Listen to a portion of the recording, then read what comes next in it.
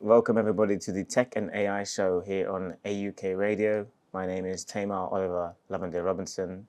I'm joined in the studio with my co-host here. Please introduce yourself. My name is Muhammad. I'm the co-host of the Tech and AI show here at AUK Radio. It's a pleasure to be here with you today on this Saturday, and this is a show where we will be talking about all things technology, AI, things that are affecting the world. We'll be having some guests, some experts, some company CEOs maybe will join us at some point, and we will be getting a reaction to breaking news and understanding how our world is changing. Yeah. Yeah, and the show is meant for everyone, including the young guys. We are going to discuss emerging technologies, cryptocurrency. Yeah, all the crypto guys, you need to hook up and listen to this show. And as well, we are going to be looking into some latest electronic and digital devices, latest phones. Yeah, analyze, see the updates. What are the new technologies that have been embedded, and as well as live stream gaming, all this. Yeah, we're discussing virtually everything technology. So remember to follow us on the Twitter, Instagram, the Facebook, and TikTok, all of the social media. That's AUK Radio. Yes. So what is the latest breaking news that is happening in the world? I'm sure everybody wants to talk about it. We're going to talk about it now. So massive IT outages in the world experienced globally, and we really want to talk about it because it's a cybersecurity topic.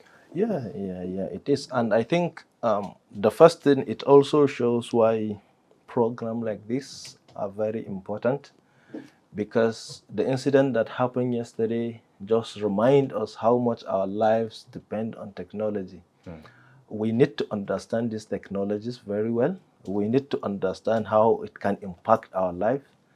We need to critically analyze it, understand it, and if I say understand, I mean in context, including the unfortunate event where maybe we have an incident, a failure of technology, or unfortunately even cyber attack. So it can really impact lives, and that's exactly what happened yesterday. A lot of flights, especially the aerodynamic industry, have been impacted, but as well financial services, even health services, because a lot of appointments by doctors, GPs have been cancelled. People cannot buy groceries in some stores. I think Australia especially. Yeah. So in 21st century, I think we have started to see that integration between humans and technology.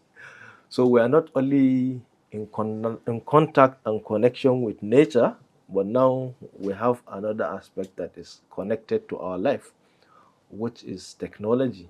And we're really interested in this topic because myself, I've been following tech and AI related news probably for 4 or 5 years. I've got very interested in AI and the way things are being more automated. I decided to do a master's in artificial intelligence and strategy from Brunel University, and that's as far as my studies has taken me. But I've always been interested in the way technology affects the world from movies and TV. What about yourself? Why is this topic really interesting to you? Well, AI and technology in general, for me, it's about interest, it's about passion, but it's as well about career, because I spent most of my life studying technology. I did my first degree on computer engineering. So virtually, I'm a computer engineer by profession, my first degree. So that's where I get to understand it. And the more you understand something, you can easily, have an attachment, either positive or negative. And my passion grew stronger. From there, I did my master's on cybersecurity and digital forensic. And from there, I moved to do my PhD which is on the same field in cybersecurity and artificial intelligence. And that, is what drive me into this field. And that's why, if you like, you can say I'm an expert in the field.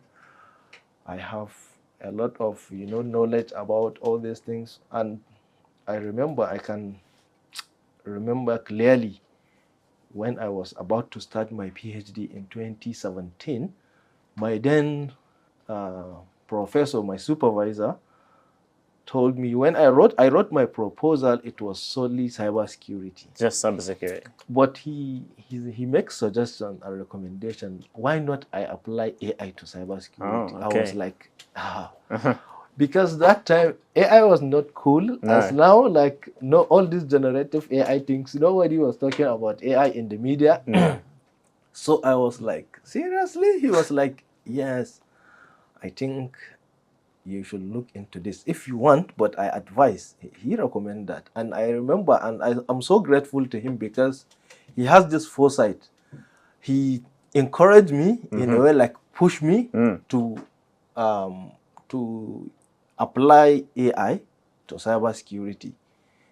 So I was like, okay, cool, because I was looking at cybersecurity on some other areas of IT technology, maybe cybersecurity on, let's say, for example, election. If you like electronic voting, you can look at cybersecurity, enhancing financial services, all these areas. But at that time, he was like, no, AI. I was like, okay. So if he never said AI, potentially me and you wouldn't be most sat likely here talking about this. That's true. And that's why I said I'm grateful to him, because he foresaw it. And that time, very few people were talking about AI. And I was complaining to him, it's been a while. I did AI undergraduate, but my master's was more of cybersecurity. And he was like, okay, you can do it. I know you, I trust you. He gave me a textbook of AI. And I started reading, and I see, like, it's interesting. Yeah. And that's what drives my passion. And then I started. And today I'm happy, because I think, as you can see, the future of technology is definitely, whatever the future is topic, in this regard, AI and cybersecurity are at the center, they are at the core. Yeah. Because imagine what happened yesterday. The whole thing is, cyber incident. You were very excited when you mentioned this to me yesterday. Yeah. Very excited. Yeah, because the whole thing now, nobody, you see what happened yesterday. If, for example, we are yet to receive the full detail of the incident, but if, a real possible scenario is a cyber attack can result to that, who can do anything about it? It's not your army, the police, nobody. It's just cyber security expert. Though most countries now, especially developed countries, have cyber security unit in the army and police, but that's it. The future, because even the future of warfare will now become cyber. There is what is called cyber warfare. And if you want to have an idea, things like what happened yesterday, that will be the impact of cyber attack. That's a lot of pressure, I think, in society on a very small number of people that are very interested in cybersecurity. So when something like this happens, we're all going to look to you for help, for support, for guidance, for reassurance. So this is why we're listening to you today, really. And that's why you need to hook up to AUK Radio and listen to the Tech and AI show, because this is all what we are going to be discussing. Well, what we are saying is like, looking back at history, things happen, and sometimes we react. Yeah. And reacting to an incident or an event is always not the best way to manage it, because the best way is prevent. Yes. And you cannot prevent something from happening if you actually don't look at it, all scenario in detail, before that thing happens, at the emergence. So now I will be like very specific. We remember the emergence of industrial revolution, which started here in Great Britain. When that started, people were so happy, everybody was keen into steam engine, locomotive engine. The advancement kept going on and on and on. While all these things were happening, people are looking at the positive and the benefit. Yes. And I believe few people sit down and analyze the impact. Okay, well, most things, most action have positive and negative. Yeah. So we intend to do things, we hope like the positive is far, far outweigh the negative. But you cannot neglect that negative. So how can we mitigate? If Yeah. our action lead to some negative, how can we mitigate? So with this issue of industrial revolution, what is the negative?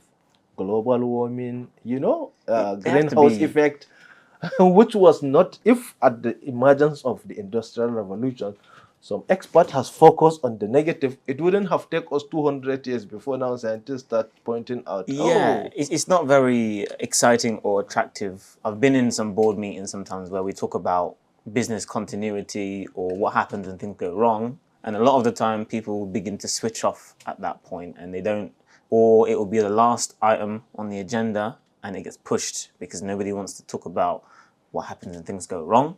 They only want to be interested in the positive side of the news and be there to shake everyone's hand when it's all great. Um, so I think there's a more need for people to think about it holistically, and in case of emergency, we just went through a global pandemic where there was no plan and there was no contingency set out. I think it was 10 years earlier, 2011, was when they had the plan for like influenza. They did not have a plan for an actual pandemic. And the plan they did have, they immediately scrapped. So something like tech and AI, as you're talking about with the Industrial Revolution, everybody is shaking their hands saying, this is great, I love it, amazing. However, nobody is sitting there playing maybe devil's advocate and saying, hold on, what if this goes wrong? Yeah? So it is everyone's responsibility. It's not just the tech CEOs, it's everyone in society. Let's take a second and find out. Because, when you go for a flight, they say bring your paper copy and then bring your digital one. But more and more people are not bringing the paper one, they only bring the phone. And then your phone is on 5% battery and then it's about to die and you'll start to panic. How am I going to get on the flight? So you think about it after you're already yeah. in a bad position. Yeah, well, that's it. And it's interesting because I think now people have to sit down and critically analyze and look at all these things, especially the technologies, look into both sides, as we mentioned earlier. We don't have to just be focusing on the positive and, the benefit we can, because it's just a reality. Look at the negative. What if this happened? Like the beautiful example you gave about, oh, your battery is at 5%, your ticket is there, and you're just arriving at the airport queue. So, like, when your battery goes down, and so what? So, these are some of the, but at personal level, at a global scale, like what we witnessed yesterday, you can imagine the impact. And I remember there was just a story. There was a great leader, I think most people know his name, one of the very popular, greatest humans in history, Oh, wow. teacher. So he has among his student, one of them was in the habit of always asking him about negative. One day, some of the students were like, oh, you always ask negative. So more of they were grumbling, and he had. Then he said, do you know why I'm always asking about negative? So that I will avoid doing it. It's not like I want it, but if I know all the negative, so all the shortcomings, I will avoid it. That's why I'm asking. Okay. Because sometimes we tend to be focusing on the benefit, positive. It's not discussing the negative, is not because you want it or you really wish it happened, but it's like reality of life, like what happened. So especially with emerging technologies, like the example I mentioned earlier, it is at the beginning of such a revolution, you have to put all the checks in place. Yeah. Because imagine the drive now, we are moving toward renewable energy, sustainable energy. If we have started that 100 years ago, it will have more impact. Everybody will be like, yeah, it's better. The greenhouse effect. If we have started cutting all this emission, So 100 years back. So what you're really saying is there's a place for everybody. Like you have the creatives and entrepreneurs driving the technology forward, but you also need the people who are a bit more, not necessarily an overthinker, but somebody who's thinking of the reality or the worst case scenario. Yeah. And I actually have a quote from the CEO of the company yesterday that what he basically... CrowdStrike? Say one? CrowdStrike? CrowdStrike, yeah, thank you. CrowdStrike. The CEO's name is George Kurtz, and he said, everyone has a bad day. Yeah. That's a quote that he put on his blog about the incident. To me, I think that is downplaying it a little bit, because although it's a bad day, you are responsible for a very large amount of people's lives still through your technology. So I don't think he can afford to have a bad day in his position, and maybe he needs more people willing to ask those difficult questions. Analyze, critically look at the system and, ask questions if you like. But I think a lot of government have what they call watchdogs, commissions that, have oversight over all this kind of things. But at least as well, the public has a responsibility, because the government is for the people, by the people. So it's people-driven government. So it's people who will start raising questions, and that's why shows like this, I think, are beneficial for humanity at large, because we're in the global world, as you can see. If we start discussing this, look at from all angles, positive, negative, the impact with nature, with ocean, sea, everything. We are connected, and we ask questions, we discuss where we need more knowledge, we do more research, we discuss with the industry. So what options do people have to get involved in? They can send us a WhatsApp and speak to us. That's one option. Yes. They can engage with their local councillors. They can go to council meetings. I don't recommend just commenting on Facebook. Maybe you should get involved in other ways.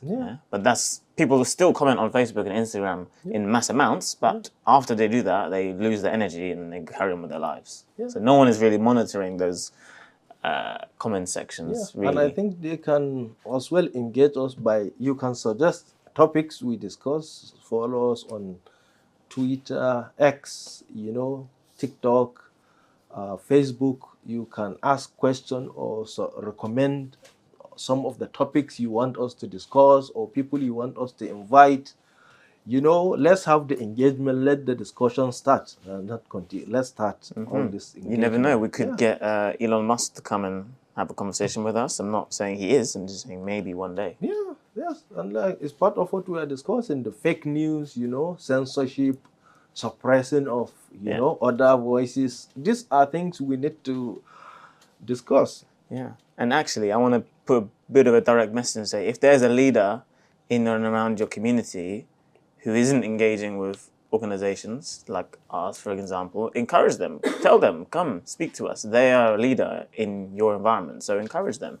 I think they'll be willing to come and have a chat. We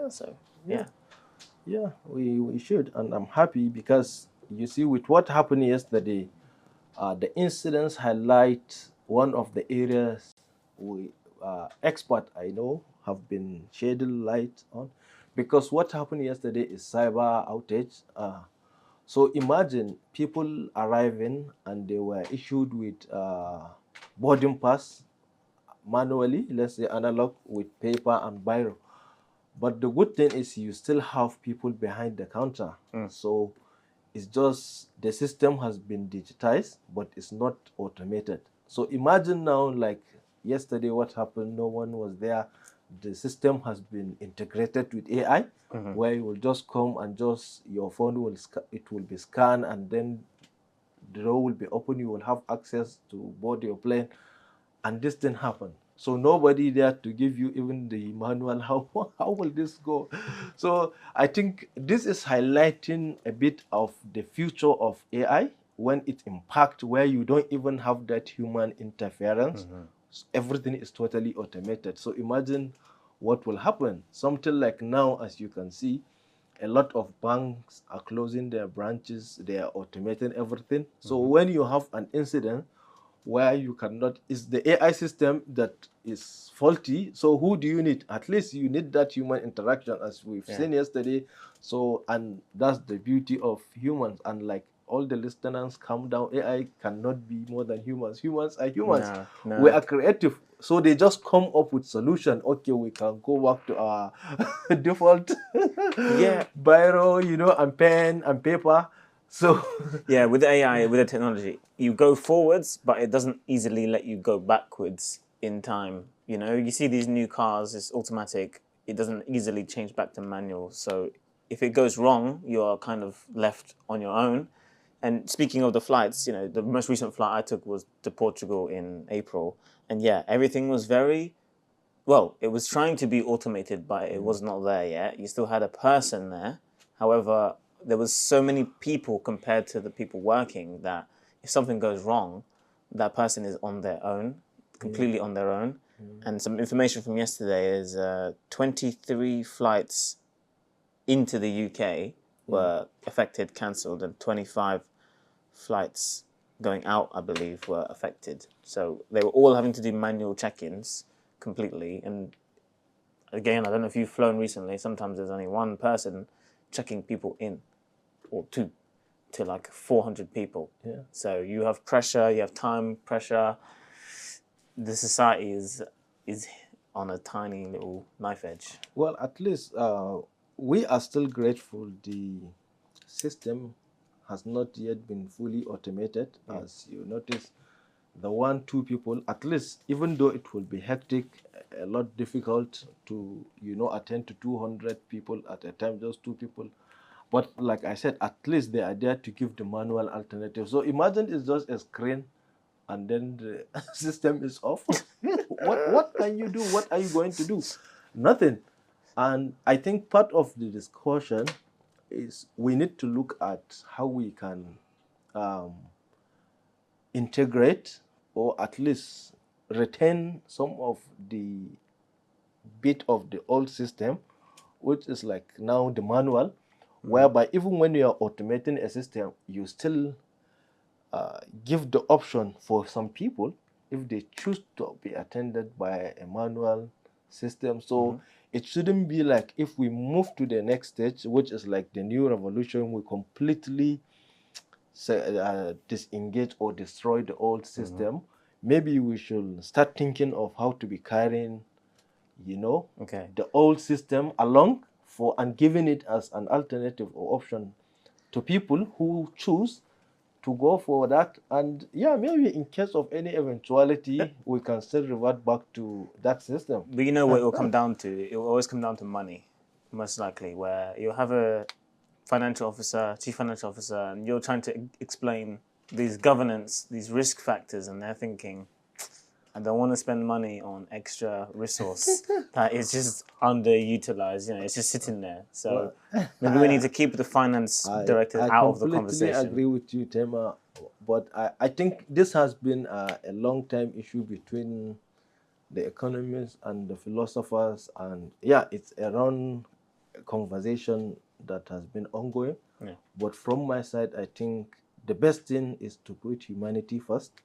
It's not about money, it's about humans. If we put humanity first, we will always and all the time come up with a solution that is better for humanity rather than better for profit or better for investment. Yeah, it should be about humanity, and things like this can really impact people. And imagine someone is flying to maybe here, they have appointment to meet a job interview, could be something health deadline, related. health related appointment, seeing loved ones, a lot of things. They can have huge impact. At least given that alternative, I can give you a very simple example. If you went for grocery shopping, you still have the option to go and join the queue and pay, where someone will attend to you. You have where you go and just check in yourself and pay directly using your card and scan everything that you buy. But even while scanning, sometimes you have an attendant, which still. So this is part of what I think we should be looking at, whereby you automate the system, and you still have an attendant in case it was wrong. They can still attend to you, and then live the normal process, cut the cost. Yes, maybe if before you have 10, you can live 2 or 3. Yeah. But at least give that option for people who still want to go the normal manual or way. Yeah, the supermarkets probably are leading the way in that sense. Yeah, and they did it perfectly. For me, I can say it's excellent what they did. They integrate all. You can see the automated system. If you want, you are a modern person like us. You know, I always prefer that. But it doesn't mean you have to bring the modernity and, just ignore. Because there's always winners and losers. That's the thing, yeah? When you change something in society, many people will win, but there's some that will lose. Maybe the elder generation will struggle with the technology and how it changes. Yes. But I think it's all connected. So if one group is profiting, everyone else may be losing. So the more people who join the conversation, it will balance it out a little bit. Yeah, because, for example, with the elderly people who may struggle with the technology, the people that come to support them and help them are still a bit, the generations are a bit younger, so they're still helping in another way. So it's just moving the resource around. So. And trust me, Tamar, it's not only about the elderly. I can assure you the technological revolution is moving so fast and rapid that you have to struggle to catch up with it. Yeah. You may be good in some areas, but if you enter another area within the tech sector, you will be like, oh, you have to be guided. Even you and I that are modern people. And 2, if you look at the world, there is a gap when it comes to, digital integration, when it comes to information and technological revolution. So that gap may cause like people from other part of the world, when they went to other part of the world that have rapidly developed, they may struggle to catch up with it. And like I said, the technology itself is rapidly evolving. So it's really moving so fast that, it needs to be critically analyzed and looked into and discussed. Imagine if you were frozen in time 2 years ago, you woke up today, there'd be so much new technology changes, you would just be struggling, So I think as a listener today, anyone who cares about technology, it's important you just give us a message, let us know you're listening, let us know you care, maybe you agree with us, maybe you disagree with us, and we can talk about these things as they progress. Thank you for bringing up all these points. Yeah, and Doctor. I think what I will say is we are here to discuss tech and AI, but how can it be for the benefit of all of us, for humanity? Just like we are talking about renewable energy, sustainable energy, we are talking about sustainable technology, sustainable AI. We call it ethical AI, which is like for the benefit of humanity. We say there is ethical hacking, ethical cyber security. So that is what we are here to discuss, myself and Tamar. So hang up, listen, and join us in the conversation. Yeah, we look forward to hearing from you, and we will see you on the next episode.